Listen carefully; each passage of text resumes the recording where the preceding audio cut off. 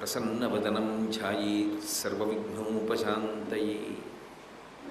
गुरुर्ब्रह्मा गुरुर्विष्णुः गुरुर्देवो महेश्वरः गुरुः साक्षात् परं ब्रह्म तस्मै श्रीगुरवे नमः।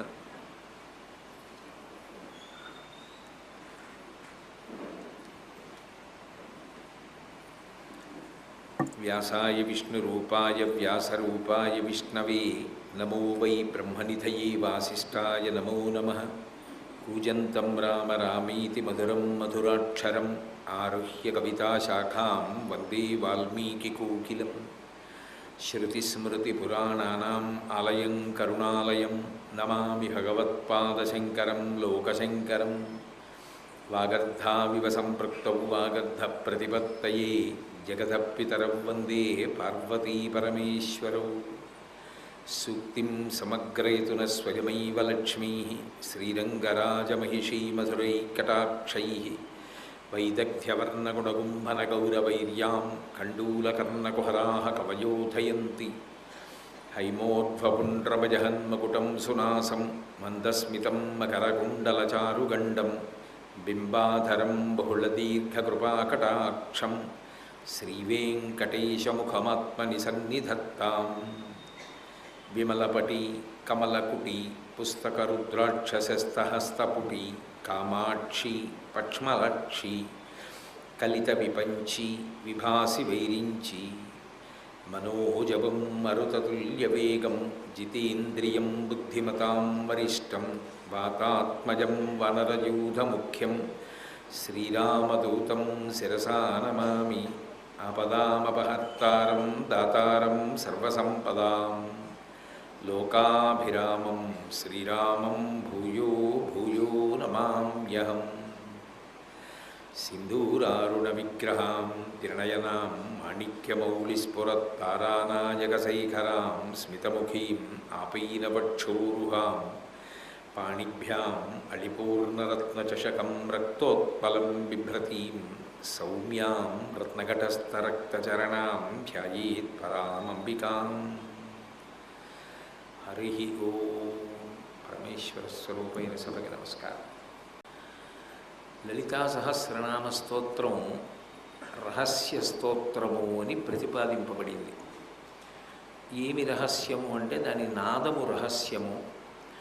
అందులో ఉండేటటువంటి నామముల యొక్క గొప్పతనం ఏమిటంటే మీకు తెలియకుండానే అది చదువుతూ ఉండగా ఎక్కడో అక్కడ మీకు తర్వాతి నామ జ్ఞాపకం రావడం ఆగిపోయి మీరు ఒక గొప్ప అనుభూతిని పొందుతూ ఆనంద స్థితికి చేరుకోవడానికి అది ఒక గొప్ప ఆలంబనం. అమ్మవారు ఆవిర్భవించేటటువంటి క్రమం ఉంటుంది. అందులో మొట్టమొదట తల దగ్గర నుంచి ప్రారంభం చేసి పాదముల వరకు వస్తారు.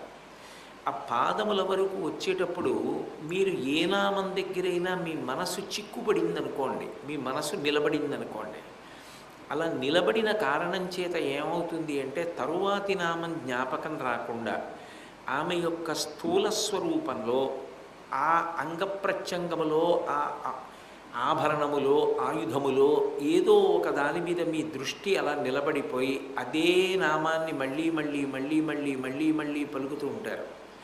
అలా పలుకుతున్నప్పుడు మీకు తెలియకుండా లోపల ఆమె యొక్క దర్శనం అవుతుంది. ఆమె దర్శనము అంటే నా ఉద్దేశ్యం పూర్తిగా అని కాదు.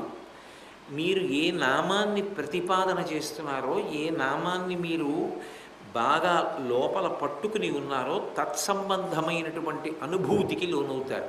ఉదాహరణకి కామీశబద్ధమాంగల్య సూత్రశోభిత కంధరా అన్న నామాన్ని మీరు చదువుతున్నారనుకోండి, మీకు తెలియకుండానే ఆ నామం చదివినప్పుడు ఒక్కసారి అమ్మవారి కంఠసీమ, అమ్మవారి యొక్క కంఠం మీద ఉన్నటువంటి 3 మడతలు, అమ్మవారి మెళ్ళో ఉన్నటువంటి దీర్ఘ సౌమాంగల్యం, దానికి ఉన్నటువంటి శతమానాలు, శంకరుడు కట్టినటువంటి మంగళసూత్రం, అదొక గొప్ప సువాసిని చిహ్నం.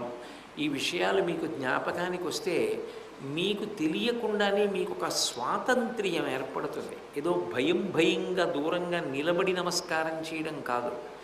మీరు ఒక బిడ్డ తల్లి దగ్గర ఎలా ప్రవర్తిస్తాడో అలా అమ్మవారి యొక్క మంగళసూత్రముల శతమానములను కుడి చేత్తో పట్టుకుని కళ్ళకద్దుకొని శంకరుడి మోకాళ్ళ మీద తలపెట్టి అమ్మ మోకాళ్ళ మీద తలపెట్టి ఒక పసిబిడ్డ అమ్మ దగ్గరికి వెళ్ళినప్పుడు ఎంత స్వేచ్ఛగా, ఎంత స్వాతంత్ర్యంతో, ఎంత ప్రేమతో తన తల్లి యొక్క ఆ అనురాగాన్ని, తల్లి యొక్క ప్రేమని, అవ్యాజమైనటువంటి కారుణ్యాన్ని అనుభవిస్తాడో అలా అనుభవించడానికి ఒక అవకాశం ఏర్పడుతుంది. అందుకే అది విస్తరిస్తుంది. తంతు అంటారు. అంటే దూది పట్టుకుని ఇలా లాగుతున్నప్పుడు బాగా సాగి సాగి సాగి సాగి పొడుగ్గా తంతువు కింద విస్తరిస్తుంది. దాన్ని తెంపి ముక్కలు చేసి ఒత్తులు చేస్తారు. అలాగే భావన కూడా తంతువుగా విస్తరిస్తుంది. అదే శంకరాచార్యులు వారు శివానంద లహరిలో అంటారు, గృహీత్వా హస్తాభ్యాం శిరసి నయనే వక్షసి వహన్. ఆ పాదాలు చేత్తో పట్టుకొని కళ్ళకద్దుకొని తల మీద పెట్టుకొని దగ్గరికి జరిగి గుడ్డెల మీద పెట్టుకొని కౌగిలించుకొని అలభ్యాం బ్రహ్మాద్యై ముదమనుభవిష్యామి హృదయే. గట్టిగా పాదాలని కౌగిలించుకుని ఆ పాదముల మీద తలపెట్టి ఆనందాన్ని అనుభవిస్తున్నప్పుడు అది బ్రహ్మాదులకు కూడా లభ్యం కానటువంటి ఆనందం. అటువంటి ఆనందాన్ని ఆ తపస్సు ఎందు లేదా ఆ ధ్యాన స్థితి ఎందు భక్తుడు అనుభవిస్తాడు. దానికి గొప్ప ఆలంబనం ఏది అంటే లలితా సహస్రనామ స్తోత్రం. అందుకే ముందు నామాల కింద ప్రారంభం అవుతుంది. దాని అర్థం తెలుసా తెలియదా వదిలేయండి, ముందు చదవడం మొదలెడతాడు. ఆ తర్వాత ఇలా కాదు, ఇందులో అకస్మాత్తుగా 3 అక్షరాల నామాలు, 2 అక్షరాల నామాలు, 16 అక్షరాల నామాలు, 8 అక్షరాల నామాలు వస్తున్నాయి, ఎక్కడ ఆపాలి తెలుసుకుంటాడు. చదవగా చదవగా అసలు వీటి అర్థం ఏమిటి, ఇది ఎవరు చెప్పారు, ఎందుకు చెప్పారు, ఎక్కడి నుంచి వచ్చే ఈ నామాలు అడుగుతాడు. ఇది ఎలా రహస్యనామ స్తోత్రం కనుక్కుంటాడు. ఆ నామముల గౌణములు అంటే అమ్మవారి గుణప్రకటనం చేసినప్పుడు నామంగా అభివ్యక్తమైంది. అప్పుడు దాని వెనక ఉన్న తాత్పర్యాన్ని తెలుసుకుంటాడు. ఎంత మీరు తెలుసుకుంటుంటే అమ్మవారి యందు అంత భక్తి నిలబడుతుంది. అప్పుడు కొంత అయిపోయిన తర్వాత ఏమవుతుందంటే నామము యొక్క అవసరం ఉండదు. మీకు ప్రతి చోట ప్రతి విషయంలోనూ కూడా ఆ అమ్మవారి యొక్క అనుగ్రహ విశేషం అలా గోచరిస్తూనే ఉంటుంది. గోచరించి ఆ తాదాత్మ్యతని, ఆ సంతోషాన్ని అనుభవిస్తూ ఉంటాడు. అలా అనుభవించడానికి, అమ్మవారితో ఒక గొప్ప అనుబంధం ఏర్పడడానికి, జీవితం ధర్మమునందు బాగా ఊంచుకోవడానికి, గొప్ప సంతోషం కలగడానికి అది కారణమవుతుంది. ఎందుకని అంటే మీరు ఒకటి గుర్తుపెట్టుకోండి, జగత్తు యందు మీకు ఏవి సంతోష కారణములో అవి ఎప్పుడూ సంతోష కారణములు మాత్రం కావు. ఒకప్పుడు భార్య సంతోష కారణం, ఒకప్పుడు ఆమెకి బాగా అనారోగ్యంగా ఉందనుకోండి, ఆమెయే మీ దుఃఖ కారణం. కొడుకు సంతోష కారణం, ఆ కొడుకు సరిగ్గా ప్రవర్తించలేదనుకోండి మీకు దుఃఖ కారణం. బిడ్డలు సంతోష కారణం, కానీ వాళ్ళ మీద పెరిగిపోయినటువంటి వ్యామోహం పతన కారణం. కానీ అమ్మవారితో ఏర్పడిన అనుబంధం సర్వకాలముల యందు ఉద్ధరణ కారణం. ఒక వయసు వస్తున్నప్పుడు ఏమవ్వాలి అంటే, పోతే పోని, ఏ కట్లైనా తెగిపోని, ఎవరు ఎలాగైనా ఉండని, నాకు దానితో సంబంధం లేదు, నేను చెయ్యవలసిన కర్తవ్యం చేసేసానా లేదా అంతవరకే. నా కర్తవ్యం నేను చేశాను, అది నా శాంతికి కారణం. నా అనుబంధం ఎవరితో? ఒక్క భగవతితో. అది ఎలా నిలబడుతుంది? నోటి మాటగా చెప్తే నిలబడేది కాదు. గౌణములైన నామముల తాత్పర్యం ఎంత బాగా తెలిస్తే మీరు దాని యందు అంత బాగా ఊంచుకుంటారు. అందుకే మీకు ఒక్క గుణం జ్ఞాపకానికి వస్తే ఆ గుణం విస్తరిల్లి దానికి సంబంధించిన నామములతో మాలగా మారుతుంది. అంటే మీరు ఒక స్థాయి దాటి దాని మీద సాధన చేశారు అని గుర్తు. అలా ఎప్పటికీ అవ్వలేదనుకోండి, మీరు ఎదగవలసిన అవసరం ఉంది అని మీరు కొంత సాధన చెయ్యవలసిన విషయాన్ని జ్ఞాపకం పెట్టుకోవలసి ఉంటుంది. ఆ క్రమంలో నిన్నను నేను మీతో అమ్మవారి యొక్క పాతివ్రత్యం గురించి మాట్లాడడం మొదలుపెట్టాను. ఎందుకు పాతివ్రత్యాన్ని నేను మొదట్లో ప్రారంభం చేశాను అంటే, అమ్మవారి దయ అని మొదలుపెట్టి కూడా పాతివ్రత్యం వైపుకు వెళ్ళిపోయాను. ఎందుకు వెళ్ళిపోయాను అంటే, పాతివ్రత్యము అన్న మాటలో మీరు ఒక విషయాన్ని బాగా గమనించాలి. ఏది చేస్తున్నా తనకి సంతోషమా అన్నది కాదు, ఆయన కీర్తి పాడవదు కదా అని ఆలోచించడం. అంటే అది ఒకనాడు తనకి సంతోషకారణం కావచ్చు, కానీ ఆయన కీర్తిని పాడు చేసేది అయి ఉండొచ్చు. నాకొద్దు అంటే ఇప్పుడు మీకు తెలియకుండానే మీరు ఆయన గౌరవం కోసం వెంపర్లాడడం, ఆయనకి వశవర్తి అయ్యారు. ఆయన బలవంతంగా మిమ్మల్ని అలా నడిపించలేదు, మీరు స్వచ్ఛందంగా వశవర్తి అయ్యారు. ఆయన ఎటువంటి వాడు? శంకరుడు. వదిలేయండి.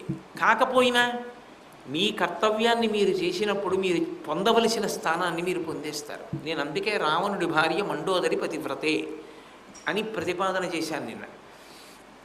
అయినప్పుడు అమ్మవారి విషయంలో సర్వధర్మములకు ఆవిడే కారణం. ఈ దేశంలో సనాతన ధర్మంలో స్త్రీ ధర్మమునందు అత్యంత ప్రధానమైనది పాతివ్రత్యం. ఆ పతివ్రత ధర్మమునందు ఆమె ఎంత గొప్ప అనురక్తితో ఉంటుంది అన్న విషయాన్ని నేను మనవి చేస్తూ మీతో శివ స్వాధీన వల్లభ అన్నాను. స్వాధీన వల్లభ అన్న నామానికి బాహ్యార్థాన్ని ఆలోచించారనుకోండి, వాక్యార్థంగా ఏం చెప్తోంది అన్నది ఒక్కటే చూస్తే, వల్లభుడు అంటే భర్త, స్వాధీనం చేసుకోవడం అంటే ఆయన్ని చెప్పు చేతల్లో ఉంచుకోవడం. అంటే ఆమె ఏది చెప్తే అది చెయ్యడం వినా ఆయన స్వతంత్రంగా ఏది ప్రతిపాదించడు. అది భయం చేత కావచ్చు, మిక్కుటమైన ప్రేమ చేత కావచ్చు. రెండు విధాలా కూడా అది మంచిది కాదు. భయపడి అలా ఉండకూడదు.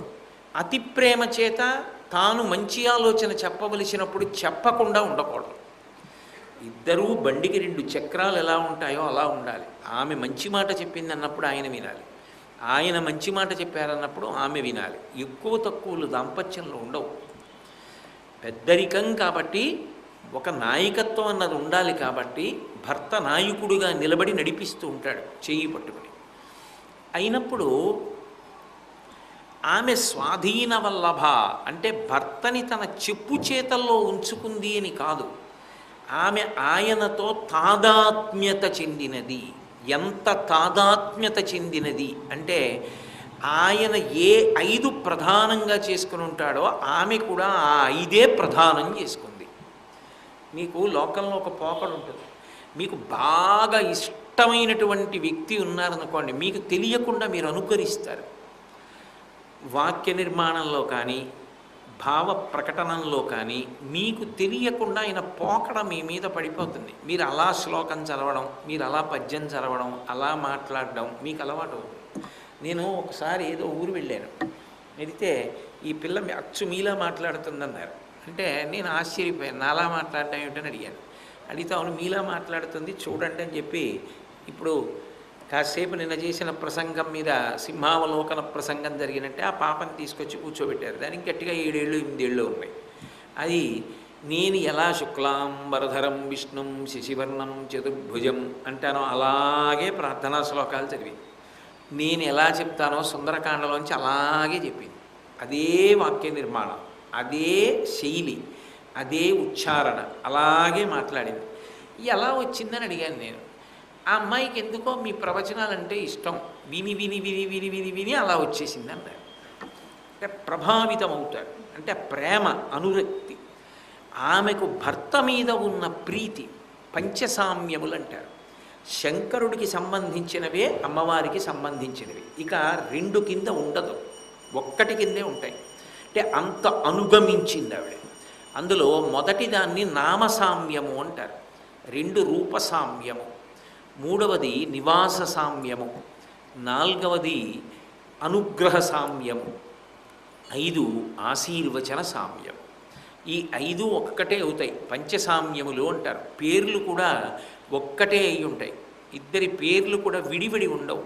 శివ శివా, శంకరాచార్యులు వారి సౌందర్యలహరి అంతా ఇదే మాట వాడారు ఎక్కువ, శివా శివాని, భవ భవాని, రుద్ర రుద్రాణి, శర్వ శర్వాణి, హంస హంసిని.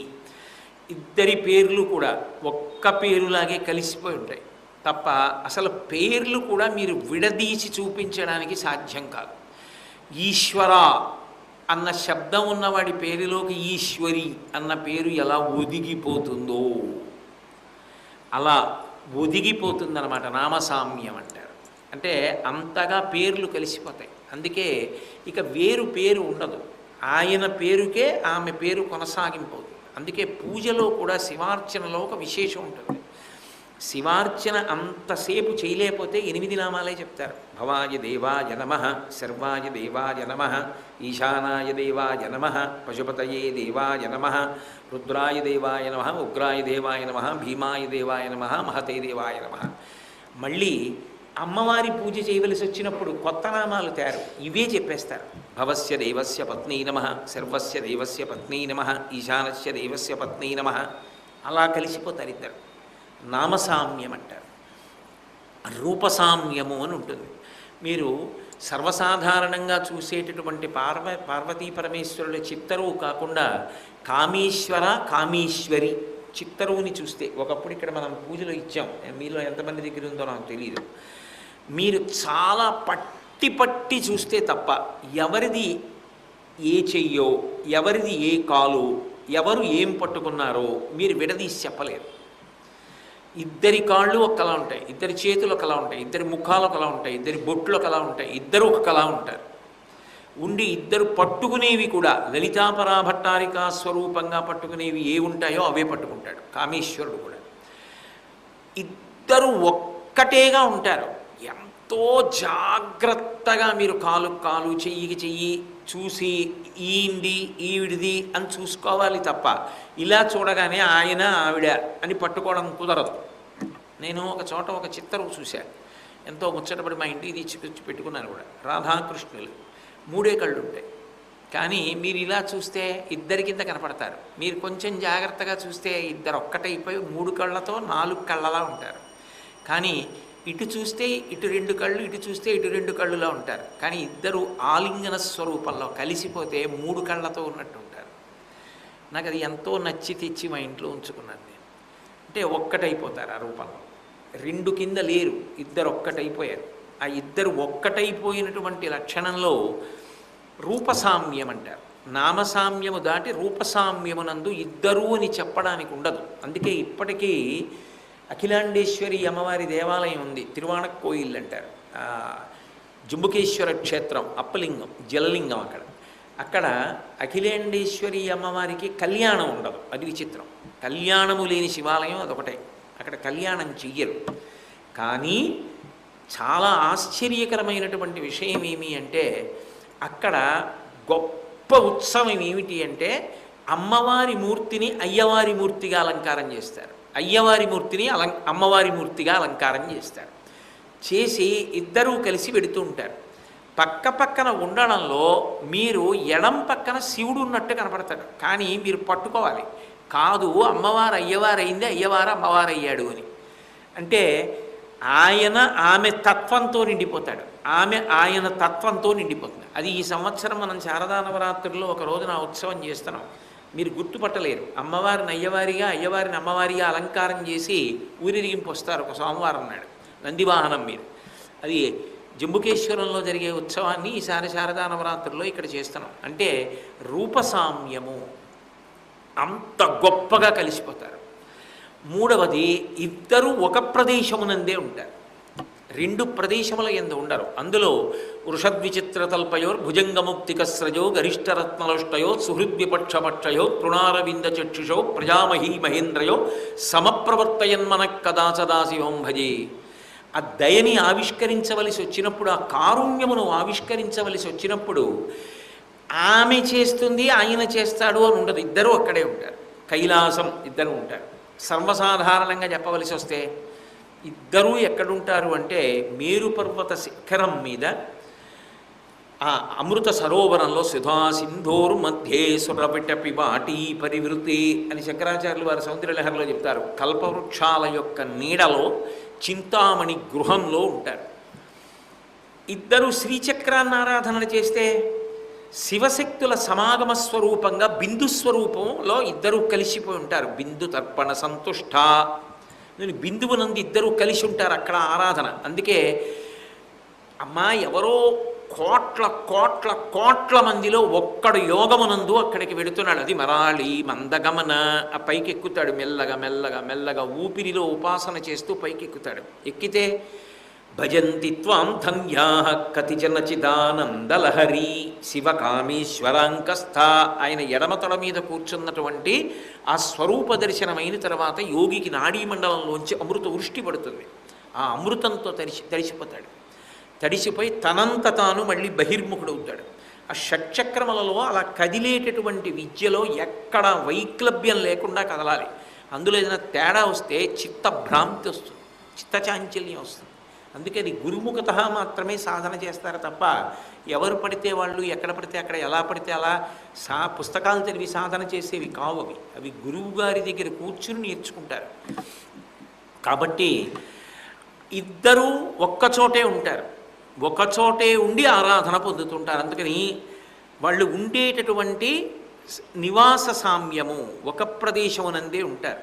నాలుగవది, ఇద్దరూ ఒక పనులే చేస్తారు. ఆయన ఒకటి చేయడం ఆవిడ ఒకటి చేయడం ఉండదు. ఇద్దరు ఒకటే చేస్తారు. ఇద్దరూ పంచకృత్యములు చేస్తూ ఉంటారు. అందుకే పంచకృత్యములు శంకరుడు చేస్తాడు కాబట్టే పంచభూతలింగ క్షేత్రాలు వచ్చాయి. సృష్టి, శంకరుడికి 5 ముఖాలు. పశ్చిమాన్ని చూస్తే పృథ్వీలింగం, సజ్జోజాతలింగం అంటారు. అన్ని శివాలయాల్లోకి చాలా గొప్ప శివాలయం ఏది అంటే పశ్చిమాన్ని చూస్తున్నటువంటి శివలింగం. అంటే శివలింగం అన్ని వైపులా చూస్తుంది, కానీ నంది ఎటువైపు ఎదురుగుండా చూస్తుంటాడో అటు చూస్తున్నాడని గుర్తు కదా. పశ్చిమాభిముఖుడు అయ్యాడనుకోండి శివుడు, శివలింగం అది సర్వోత్కృష్టం, అది సజ్జోజాత ముఖం అంటారు.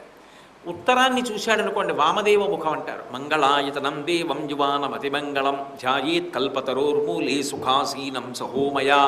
స్పష్టంగా నేపాల్ ఖట్మండూలో కనపడతాడు. ఆ ద్వారం మీద కల్పవృక్షం కింద తాను కూర్చుని ఎడమతొడ మీద పార్వతీదేవిని కూర్చోబెట్టుకుని ఒక చేత్తో విలాసంగా ఆమెను ఇలా పట్టుకుని ఎంతో సంతోషంగా నవ్వుతూ ఉంటాడు. అది నీటి మీద అధివసించి ఉంటాడు. అందుకే జంబుకేశ్వరం జలలింగం అందుకొచ్చింది, ఉత్తరాభిముఖం. సృష్టి పృథ్వీలింగం, అందుకని కాంచీపుర పృథ్వీలింగం. ఇక తూర్పున తత్పురుష ముఖం అంటారు, అది వాయువు మీద అధివసించి ఉంటుంది. వాయువు అంతటికీ అధిష్టాతగా ఉంటారు ఆయన. అది శ్రీకాళహస్తి వాయులింగం. అది మనిషి యొక్క లయానికి గుర్తు, పునర్జన్మలకు గుర్తు.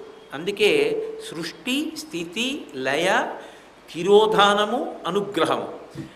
ఆ మనిషి పూర్తిగా పడిపోయాడు అంటే ఈ శరీరం వదిలిపెట్టేశాడు అని గుర్తు ఏమిటంటే దక్షిణాభిముఖమైనటువంటి అఘోరముఖం. దక్షిణానికి ఉన్న ముఖాన్ని అఘోరముఖం అంటారు.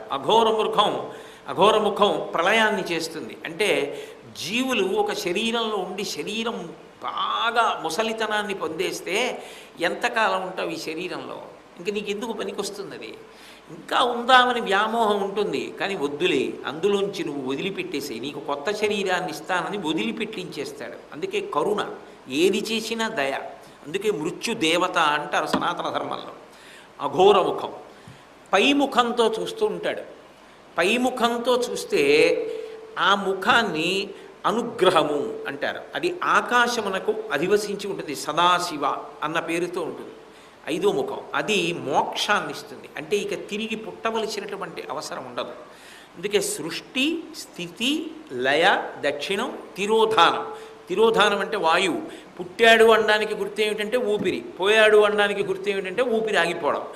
మళ్ళీ మళ్ళీ పుట్టిస్తూ ఉంటాడు, మళ్ళీ మళ్ళీ పడిపోతూ ఉంటాడు. జనన మరణ చక్రమునందు తిరుగుతున్నాడు అంటే జ్ఞానము కలగలేదు, అది తిరోధానం. అంటే మాయ, తిరస్కరణి. ఏది సత్యమో అది కనపడదు, ఏది అసత్యమో అది కనపడుతుంది. బీజస్యాం తరివాంకురో జగదిదం ప్రాంగ్ నిర్వికల్పం పునః మాయాకల్పిత దేశకాల కలనా వైచిత్ర చిత్రీకృతం మాయావీవ విజృంభయత్యపి మహాయోగీ వయస్వేచ్ఛయా తస్మై శ్రీ గురుమూర్తయే నమగిదం శ్రీ దక్షిణామూర్తయే అంటారు శంకర భగవత్పాదులు. ఈ 5 కృత్యములు చెయ్యడానికి 5 భూతలింగములుగా ఉంటాడు, పంచభూతలింగములుగా అందుకొచ్చాయి. సృష్టి, స్థితి, లయ, తిరోధానము, అనుగ్రహము. ఈ 5 చేయడానికి సృష్టికి కాంచి పృథ్వీలింగం, స్థితికి నీటి మీద జంబుకేశ్వరం జలలింగం, లయకి అఘోరముఖం, దక్షిణాన ఉండేటటువంటి అగ్నిలింగం. అలాగే అవతల వైపుకి తూర్పు వైపుకి తత్పురుష ముఖం, వాయువు మీద ఉండి ఆయన తిరోధానం చేస్తాడు. పైన ఆకాశం వైపుకి చూసేటటువంటి సదాశివ ముఖం, అది ఆకాశాన్నంతటినీ కూడా అధివసించి ఉండి మోక్షకారకం. అంటే సృష్టి, స్థితి, లయ ఈ మూడు మీకు తేలిగ్గానే అర్థమైపోతాయి, అందరికీ తెలిసినవి. తిరోధానము, తిరోధానము అన్న మాటకు అర్థం ఏమిటంటే తిరస్కరణీ విద్య అంటారు. తిరస్కరణీ విద్య అంటే నిజంగా లేనిదేదో అది ఉన్నట్టుగా కనపడుతుంది, నిజంగా ఉన్నదేదో అది లేనట్టుగా కనపడుతుంది. సదసద్రూపధారిణి, మీకు నిన్ననే మనవి చేశాను. గారడీ చేసే వ్యక్తి ఏం చేస్తాడంటే ఓ టోపీ తీసి మీ అందరికీ చూపించి ఆ టోపీని ఇలా బోర్లిస్తాడు, బల్ల మీద బోర్లించి మళ్ళీ తీసి ఒక్కొక్క పావురాన్ని తీసి వదులుతాడు. ఎలా వచ్చాయి అంటే నిజానికి అందులో ఏమీ లేనట్టు ఇప్పుడు వచ్చినట్టు కనపడుతుంది. కాదు, ఆయన కావాలని పెట్టాడు అందులో. ఆ తర్వాత ఆయనే చెప్తాడు ఎలా పెట్టాడు అంటే ఉన్నది లేనట్టు, లేనిది ఉన్నట్టు కనపడినంత కాలం సంసారమునందు తిరుగుతూనే ఉంటాడు. పునరపి జననం పునరపి మరణం పునరపి జననీ జఠరీ చైనం జిహ సంసారే బహుదుస్తారే కృపయాపారే పాహిమురారే అంటారు మొహముద్గరంలో శంకర్ని. అనుగ్రహము, ఈశ్వరానుగ్రహం కలిగింది. జ్ఞానాద్దేవతు కైవల్యం, జ్ఞానమిస్తాడు. అది పుస్తక సంబంధమైన జ్ఞానము కాదు. ఏ జ్ఞానము కలిగిన తరువాత ఇక పుట్టవలసిన అవసరం ఉండదో అటువంటి జ్ఞానం ఇచ్చి జనన మరణ చక్రము నుంచి విడుదల చేసేస్తాడు. అది ఆకాశలింగం చిదంబరం. అందుకే ఈ 5 ఆయన చేస్తాడు, ఆవిడ కూడా ఇవే చేస్తుంది. అందుకే సృష్టికర్త్రి బ్రహ్మరూపా గోప్త్రీ గోవిందరూపిణి సంహారిణి రుద్రరూపా తిరోధాన కరీశ్వరి సదాశివానుగ్రహదా పంచకృత్య పరాయణ. ఆవిడ ఏం చేస్తోంది? ఈ 5 చేస్తోంది. ఆయన ఏం చేస్తున్నాడు? ఈ 5 చేస్తున్నాడు. అంటే వాళ్ళు చేసేటటువంటి కార్యసామ్యము అంటారు. ఇద్దరూ ఈ 5 చేస్తూ ఉంటారు. ఈ 5లోకే వాళ్ళు చేసే అన్నీ వచ్చేస్తాయి. మీరు ఏది చెప్పండి వాళ్ళు చేసే కార్యం ఈ 5లో ఎక్కడో ఒక దాంట్లోకి వస్తుంది. అందుకని ఈ 5 ఇద్దరూ చేస్తూ ఉంటారు, లేదా ఇద్దరుగా కనపడుతున్న ఒకరు చేస్తూ ఉంటారు. ఇద్దరుగా కనపడుతున్న ఒకరిని నేను ఎందుకన్నానంటే త్వయా హృత్వా వామం అన్నారు శంకరాచార్యులు వారి సౌందర్యలహరిలో. అమ్మ నాకు అనుమానంగా ఉంది, శంకరుడు సగం కదా ఇచ్చాడు, నువ్వు మిగిలిన సగం కూడా ఆక్రమించేశావా, దొంగతనం చేశావా అన్నారు. ఎందుకని?